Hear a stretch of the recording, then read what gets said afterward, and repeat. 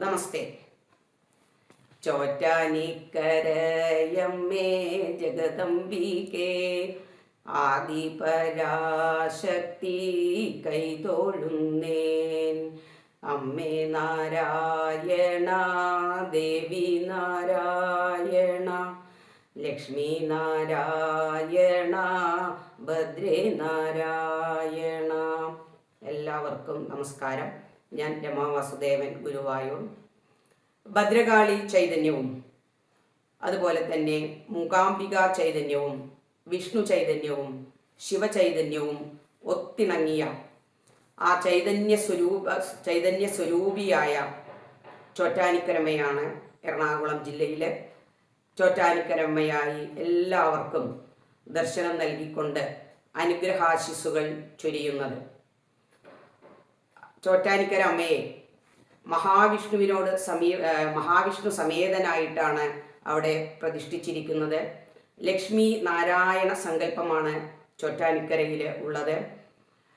ആ മേൽക്കാവിലെ ചോറ്റാനിക്കര അമ്മയോടൊപ്പം തന്നെ കീഴ്ക്കാവിൽ ഭദ്രകാളി സങ്കല്പത്തോടുകൂടിയുള്ള ആ ദേവീ പ്രതിഷ്ഠയും അവിടെ ഉണ്ട്. നമുക്ക് അവിടെ എത്തിക്കഴിഞ്ഞാൽ രാജരാജേശ്വരി ഭാവത്തിലുള്ള ആ ചോറ്റാനിക്കര അമ്മയുടെ ദർശനമാണ് ലഭിക്കുന്നത്. ഭഗവതി, മഹാവിഷ്ണു, ഭദ്രകാളി എന്നിവർക്കെല്ലാം തുല്യ പ്രാധാന്യമുള്ള ദേവീ സങ്കല്പമാണ് ചോറ്റാനിക്കരയിലുള്ളത്.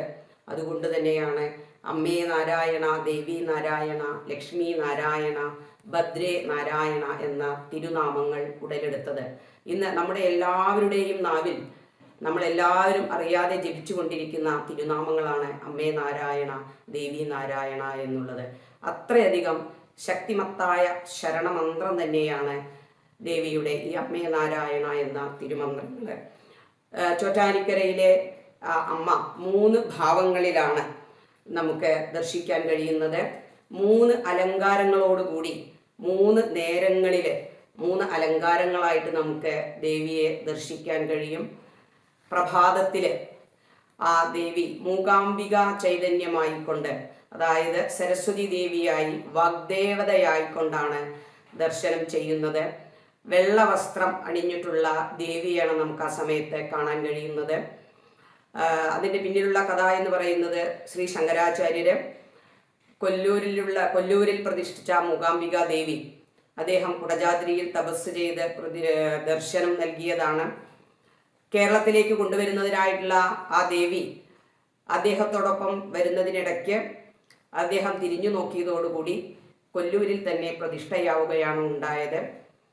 എന്നാൽ കേരളത്തിലുള്ള എല്ലാവർക്കും ദർശനത്തിനായി അതേ ചൈതന്യം തന്നെ ചോറ്റാനിക്കരയിൽ രാവിലെ 3 മണി മുതൽ മൂകാംബിക ചൈതന്യത്തോടുകൂടി നമുക്ക് ദർശിക്കാൻ കഴിയുന്നതാണ്. പിന്നെ ഉച്ചയ്ക്ക് ദേവിയുടെ ഭാവം എന്ന് പറയുന്നത് മഹാലക്ഷ്മി ആയിട്ടാണ്. ചുവന്ന പട്ടുവസ്ത്രത്തിൽ അണിഞ്ഞ മഹാലക്ഷ്മി സ്വരൂപമാണ് നമുക്ക് ഉച്ചയ്ക്ക് ദർശിക്കാൻ കഴിയുന്നത്. വൈകുന്നേരം ദുർഗാ ഭഗവതിയാണ് നമുക്ക് ദർശിക്കാൻ കഴിയുന്നത്. അവിടെ നീലവസ്ത്രമണിഞ്ഞ ആ ഭഗവതിയെ നമുക്ക് വൈകുന്നേരത്ത് ദർശിക്കാൻ കഴിയും. അങ്ങനെ രാവിലെയും ഉച്ചയ്ക്കും വൈകുന്നേരവും 3 ഭാവങ്ങളിൽ 3 അലങ്കാരങ്ങളോടുകൂടി സർവാഭരണഭൂഷിതയായ ആ ചോറ്റാനിക്കര അമ്മയെ ദർശിക്കാൻ നമുക്ക് എല്ലാവർക്കും കഴിയട്ടെ. അമ്മയുടെ അനുഗ്രഹം ഉണ്ടാവട്ടെ എന്ന് ഞാൻ പ്രാർത്ഥിക്കുന്നു. അമ്മയുടെ ഈ 3 ഭാവങ്ങളോടൊപ്പം തന്നെ ശിവ ചൈതന്യമുള്ള പാർവതി ദേവിയായും അതുപോലെ തന്നെ കീഴ്ക്കാവിൽ ഉഗ്രമൂർത്തിയായ ഭദ്രകാളി സ്വരൂപമായും നമുക്ക് അമ്മയെ ദർശിക്കാൻ കഴിയും. അങ്ങനെ 5 ഭാവത്തിൽ നമുക്ക് ചോറ്റാനിക്കരമ്മയെ ദർശിക്കാൻ കഴിയും. അതുകൊണ്ട് തന്നെയാണ് ചോറ്റാനിക്കരമ്മ രാജരാജേശ്വരി ഭാവത്തിൽ നമുക്ക് ഏവർക്കും ദർശനം നൽകുന്നത്. ഇനി നമുക്ക് ചോറ്റാനിക്കരയിലെ പ്രധാന ഉത്സവം എന്താണ് എന്ന് നോക്കാം.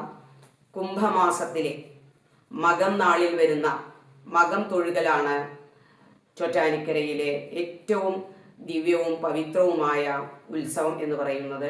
മകം നാളിൽ ഉച്ചയ്ക്ക് ശേഷം ദേവി രാജരാജേശ്വരി ഭാവത്തിലാണ് എല്ലാവർക്കും ദർശനം നൽകുന്നത്. ഈ സമയത്ത് എല്ലാവരും തന്നെ, സ്ത്രീകളായ എല്ലാവരും തന്നെ നെടുമാംഗല്യത്തിനും അല്ലെങ്കിൽ ദീർഘ സുമംഗലിയായിരിക്കാനും അതുപോലെ തന്നെ പെൺകുട്ടികൾ നല്ല വിവാഹബന്ധം ലഭിക്കുന്നതിനും വേണ്ടിയും കന്യകമാരായിട്ടുള്ള എല്ലാവരും മകം തൊഴുകുന്നത് വളരെ അതിവിശേഷമാണ്. ഈ ദിവസങ്ങളിൽ നമുക്ക് വെള്ളവസ്ത്രമോ അല്ലെങ്കിൽ ചുവന്ന പട്ടുവസ്ത്രമോ അണിഞ്ഞ് സർവാഭരണഭൂഷിതയായി ദേവിയെ ദർശിക്കാവുന്നതാണ്. കുംഭമാസത്തിലെ ഈ മകന്നാളിൽ ദേവിയെ തൊഴുകുന്നത് സകല ആഗ്രഹങ്ങളും സാധിക്കും എന്നാണ് വിശ്വാസം. വില്വമംഗലം സ്വാമിയാർക്ക് കുംഭമാസത്തിലെ ഈ മകന്നാളിൽ ദർശനം നൽകിയതിൻ്റെ ഓർമ്മയ്ക്കായാണ് ഈ മകം തൊഴുകൽ എന്നുള്ള ഈ പ്രത്യേക ചടങ്ങ്. മറ്റ് ഏതൊരു ദേവീക്ഷേത്രത്തിലും ഉച്ചയ്ക്ക് ശേഷം നട തുറക്കാറില്ല. ഇവിടെ മാത്രമാണ് ഈ ഉച്ചയ്ക്ക് ശേഷം 2 മണിക്ക് ഈ മകം നാളിൽ നട തുറന്ന് എല്ലാവർക്കും ദേവീ ദർശനം ലഭിക്കുന്നത്. അത് വില്വമംഗലം സ്വാമിയാർക്ക് ഉച്ചയ്ക്ക് ശേഷമാണ് ദേവീ ദർശനം കിട്ടിയത് എന്നതിൻ്റെ ഓർമ്മയ്ക്കായാണ് അതങ്ങനെ നടത്തി വരുന്നത്. മറ്റൊരു പ്രത്യേകത എന്ന് പറയുന്നത് അന്നേ ദിവസം ചോറ്റാനിക്കര അമ്മ വലതു കൈയിൽ തങ്കഗോളകം ചാർത്തി സർവാഭരണഭൂഷിതയായിട്ടാണ് എല്ലാവർക്കും ദർശനം നൽകുന്നത്. ആ സമയത്ത് നമ്മൾ ദർശനം നടത്തുമ്പോൾ എല്ലാവരും കണ്ണടയ്ക്കാതെ കണ്ണ് തുറന്ന് ആ ചൈതന്യസ്വരൂപമായ ആ അമ്മയെ തൊഴുത് പ്രാർത്ഥിക്കേണ്ടതാണ്. അപ്പോൾ അത്രയധികം ഐശ്വര്യവും ആഗ്രഹ സാഫല്യവും അതുപോലെ തന്നെ ദീർഘമാംഗല്യവും അതുപോലെ തന്നെ നമ്മളുടെ ആദിവ്യാധികൾ എല്ലാം ഒഴിവാകുന്നതിനും ഈ ദർശനം അതീവ പുണ്യകരമാണ്. മംഗല്യ സൗഭാഗ്യത്തിനോടൊപ്പം തന്നെ സന്താനലബ്ധി, കുടുംബ അഭിവൃദ്ധി എന്നിവയ്ക്കായും സ്ത്രീകൾ മകം തൊഴുകാനായി ചോറ്റാനിക്കരയിലെത്താറുണ്ട്. അതുപോലെ തന്നെ ഈ മകം തൊഴുകലിൻ്റെ ഭാഗമായിട്ട് നടക്കുന്ന ആചാരങ്ങളും ഉണ്ട്. അന്നേ ദിവസം ദേവിയുടെ വിളക്ക് എഴുന്നള്ളിപ്പുണ്ടായിരിക്കും. രോഹിണി നാളിലാണ് മകം തൊഴുകലിൻ്റെ കൊടിയേറ്റം നടക്കുന്നത്. പിന്നീട് മകം കഴിഞ്ഞ് പൂരം ഉത്രം നാളിൽ ആറാട്ടോടുകൂടിയാണ് ഈ മകം തൊഴുകൽ ഉത്സവം അവസാനിക്കുന്നത്. അങ്ങനെ 9 ദിവസത്തെ ഉത്സവമായിട്ടാണ് മകം തൊഴിൽ എന്ന ഈ പരിശുദ്ധമായ പവിത്രമായ ഈ ചടങ്ങ് ചോറ്റാനിക്കരയിൽ നടക്കുന്നത്. അതിൽ പങ്കെടുക്കാൻ കഴിയുന്നത് അതീവ ഭാഗ്യമാണ്. അപ്പോൾ എല്ലാവരും തന്നെ ആ മകന്നാളിൽ ചോറ്റാനിക്കരയിൽ എത്തി അമ്മയുടെ ദർശനത്തിനും അതുപോലെ തന്നെ അമ്മയുടെ അനുഗ്രഹത്തിനായും വേണ്ടി എത്തിച്ചേരേണ്ടതാണ്. ഭക്തവത്സലനായ വില്വമംഗലം സ്വാമിയാർക്ക് കിട്ടിയ ജ്യോതി ദർശനം, ദേവീ ദർശനം. അപ്പം ജ്യോതിയാൽ ആനയിക്കപ്പെട്ടത് ആനക്കര, അങ്ങനെയാണ് ജ്യോതി ആനക്കര എന്ന് ലോപിച്ച് ചോറ്റാനിക്കരയായി മാറിയത് എന്നൊരു സങ്കല്പമുണ്ട്. ഇനി അതുമായി ബന്ധപ്പെട്ട കഥ എന്താണ് എന്ന് നോക്കാം. ഈ വില്വമംഗലം സ്വാമിയാരുടെ പൂർവ്വജന്മത്തിൽ അദ്ദേഹം ഒരു മലയരയനായിരുന്നുവെന്നും ഈ പ്രദേശത്ത് താമസിച്ചിരുന്നു എന്നും പറയപ്പെടുന്നു. അദ്ദേഹവും അതുപോലെ തന്നെ അദ്ദേഹത്തിൻ്റെ അനുചരന്മാരും ദേവിയെ നല്ല ഉപചാരപൂർവം അനുഷ്ഠിച്ച് സംപ്രീതയാക്കിയിരുന്നു. അങ്ങനെ ആ ദേവിയുടെ അനുഗ്രഹത്തോടു കൂടി സംപ്രീതയായ ദേവി അദ്ദേഹത്തോട് അരുളി ചെയ്യുകയാണ്, അടുത്ത ജന്മത്തിൽ ഒരു സാത്വികനായ ജന്മം ലഭിക്കുമെന്നും അങ്ങനെ ഇവിടെ ചോറ്റാനിക്കരയിലെത്തി ദേവിയുടെ അനുഗ്രഹം ഉണ്ടാകും എന്ന് സ്വാമിയാരെ അനുഗ്രഹിച്ചിരുന്നു. അങ്ങനെ പിന്നത്തെ ജന്മത്തിൽ അദ്ദേഹം വില്വമംഗലം സ്വാമിയാരായിട്ട് പുനർജന്മം എടുത്തു. അദ്ദേഹം ഈ ചോറ്റാനിക്കരയിൽ എത്തിച്ചേരുകയാണ് ഉണ്ടായത്. അങ്ങനെ അവിടെ എത്തി അദ്ദേഹം ചോറ്റാനിക്കരയിലെ ആ അമ്പലക്കുളത്തിൽ ഇറങ്ങിയ സമയത്ത് അദ്ദേഹത്തിൻ്റെ കാലിൽ എന്തോ ഒന്ന് തടഞ്ഞു. എടുത്തു നോക്കിയപ്പോൾ അത് ഒരു ഭദ്രകാളി വിഗ്രഹമായിരുന്നു. അങ്ങനെ ദേവിയെ സ്മരിച്ച് അദ്ദേഹം ആ വിഗ്രഹം പ്രതിഷ്ഠിക്കുകയാണ് ഉണ്ടായത്. അത് പടിഞ്ഞാറോട്ട് ദർശനമായിട്ടാണ് ആ വിഗ്രഹം സ്ഥാപിച്ചത്.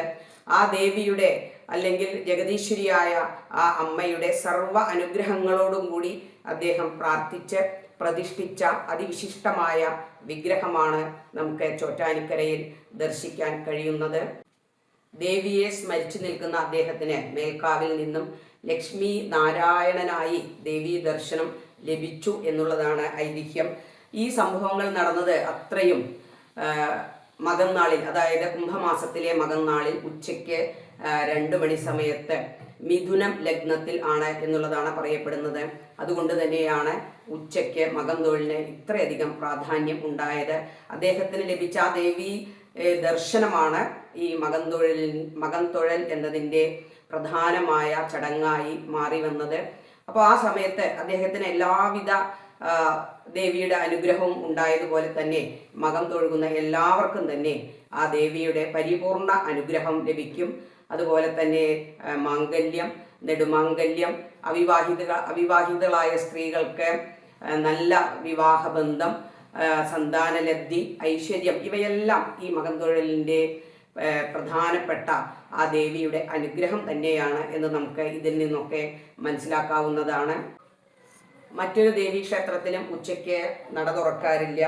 ദേവിയുടെ ശരണമന്ത്രം തന്നെ അമ്മേ നാരായണ ദേവി നാരായണ എന്നുള്ളത് തന്നെയാണല്ലോ.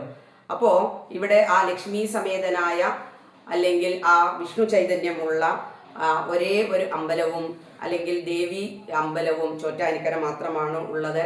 മറ്റെല്ലാ ദുർഗാക്ഷേത്രങ്ങളിലും ദേവിയെ നാരായണി എന്ന് സംബോധന ചെയ്യുമ്പോൾ ചോറ്റാനിക്കരയിൽ മാത്രമാണ് അമ്മേ നാരായണ എന്ന് സംബോധന ചെയ്യാറുള്ളത്. അത് മഹാവിഷ്ണു സമേതയായിരിക്കുന്ന സ്ഥിതി ചെയ്യുന്നു, അല്ലെങ്കിൽ അമ്മ ആ ഭാവത്തിലാണ് സ്ഥിതി ചെയ്യുന്നത് എന്നുള്ള അർത്ഥത്തിലാണ് അങ്ങനെ നമ്മൾ പറയുന്നത്. അങ്ങനെ തന്നെയാണ് അതിശക്തമായ ആ ശരണമന്ത്രങ്ങൾ അമ്മേ നാരായണ ദേവി നാരായണ എന്നുള്ളത് നമുക്ക് എല്ലാവർക്കും ശരണാഗതമായിരിക്കുന്നത് എന്ന് മനസ്സിലാക്കാം.